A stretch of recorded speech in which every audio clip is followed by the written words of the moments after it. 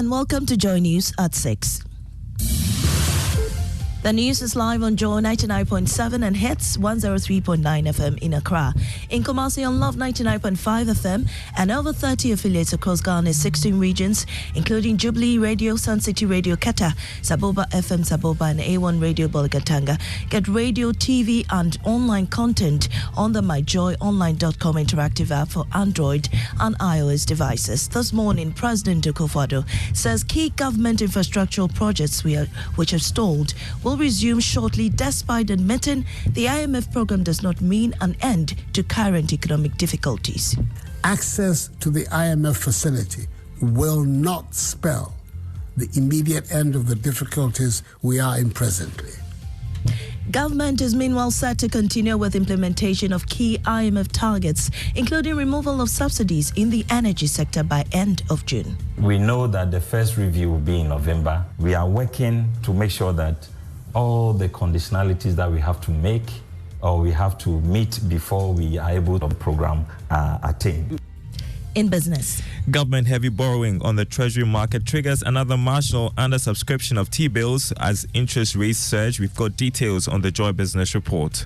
Also, courts across the country remain closed today as the Judicial Service Staff Association of Ghana refused to call off their strike. Depending on what the meeting brings forth, we will then take a decision on the pace of the strike. However, until we meet management, we are unable to call off the strike.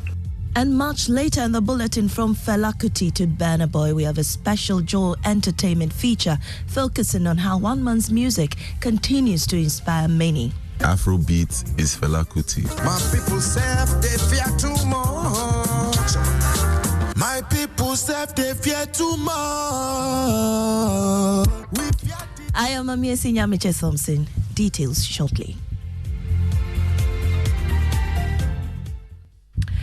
President Akufo-Addo says key government infrastructural projects which have stalled will resume shortly, despite admitting the IMF program does not mean an end to current economic difficulties. Government is set to continue with implementation of key targets, including removal of subsidies in the energy sector and improving performance of state-owned enterprises.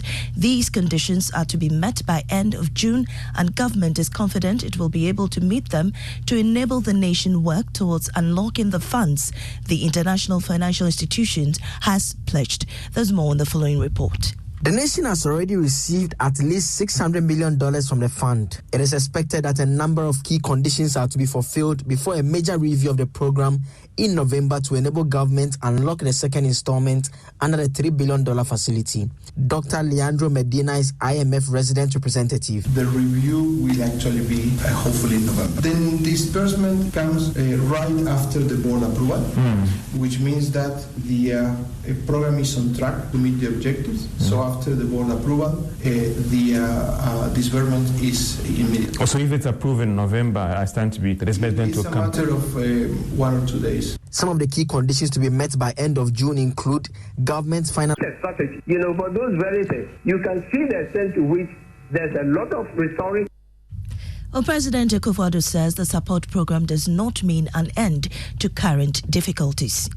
Access to the IMF facility will not spell the immediate end of the difficulties we are in presently. But the fact that we've been able to negotiate such a deal sends a positive message to our trading partners, creditors, and investors. A positive message that will be underpinned by the discipline, hard work, and enterprise with which we execute the program. It should lead to the restoration of confidence and the reopening of avenues that have been closed to us this past year and a half. It should also lead to the resumption of many of the infrastructural projects. He has meanwhile announced that all outstanding COVID-19 restrictions in Ghana have been lifted. All the outstanding COVID-induced restrictions at our airports and all entry points have been lifted, and we're back to the pre-COVID situation as far as health entry requirements are concerned. You heard President Akufo-Addo. Now get ready to do away with textbooks, as government assures this year it will start replacing them with laptops in all senior high schools across the country. This was announced by Vice President Dr. Mahmoud Bawumia over the weekend. The Minister for Education has also assured me that this year we will start the replacement of textbooks with laptops, which are textbooks embedded in senior high school. You will have the laptop, you will have all the textbooks embedded with past questions, lesson plans, and all of that to help the teachers and the students. Courts across the country will remain closed today as the Judicial Service Staff Association of Ghana, JUSAG, refused to call off its strike. The action by JUSAG is a response to government's failure to address salary review and other pressing work concerns of its members. In a letter addressed to JUSAG last week, the Judicial Service said it will take the association's concerns to government. Despite the appeal, JUSAG remains steadfast in its decision and insists on directly engaging with management and the Judicial Service before considering any resolutions. Abdullah Yakubu is the General Secretary.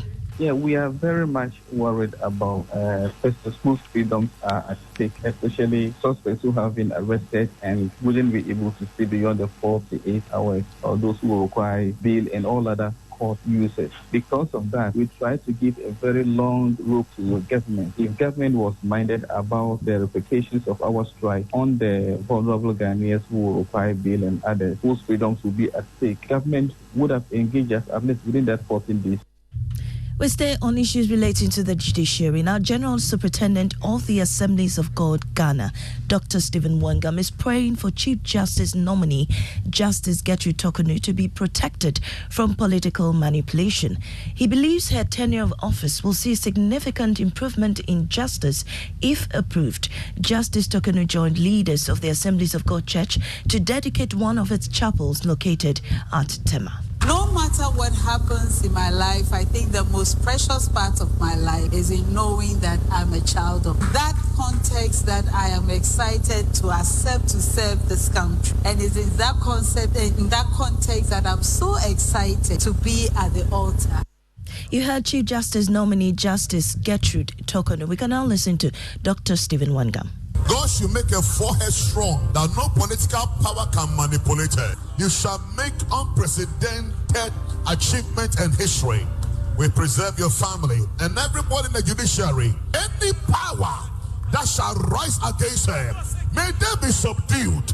We crush them in the name of Jesus. May their plots fail. May their evil thoughts and agenda be aborted. In the name of Jesus. The Lord bless you. And you heard Dr. Stephen Wangam. And today on Showbiz, we put the focus on the man perceived by many as the father of Afrobeats, Fela Kuti. His music continues to inspire many.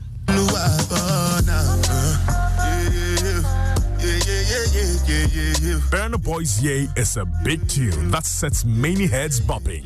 A song which has found its way on many playlists is from his 2018 Outside album. Fela Anikulapo Kuti is widely known as the father of Afrobeat. His music was powerful and his lyrics were unapologetic, so much that it drove social change. In this song, Fela expresses his rage at Nigerians for failing to fight for justice and allowing the security services to abuse their power. Police, they come, they come, confusion everywhere. Fela inspired countless emerging artists to speak up and use their music to effect change. Burna Boy resampled the song for his critically acclaimed song Collateral Damage from his African Giant album. My people say they fear too much. We fear the thing we not see. My people say they fear too much. We fear for the thing we no see. It is obvious that Fela and his pursuit to effect change in Africa through his music still lives on and is constantly rubbing off on artists in and outside Africa. Everybody run, run, run. There they go. Everybody scatter, scatter. There they go. Everybody run, run, run. Everybody scatter, scatter. Burna Boy tapped into Fela's creative juices, and it is working for him. Afrobeat is Fela Kuti, and he's my hero. It's like the same way a kid will have Superman as his hero growing up. Them leave sorrow, tears, and blood. And that beautiful Fela report was filed by Joy Entertainment's Kofi Hayford, bringing us to the end of the bulletin. In our top story, President Akufo-Addo says key government infrastructural projects which have stalled will resume shortly shortly, despite admitting the IMF program does not mean an end to current economic difficulties. Business is up next on the Super Morning Show. Enjoy. You know, you see that.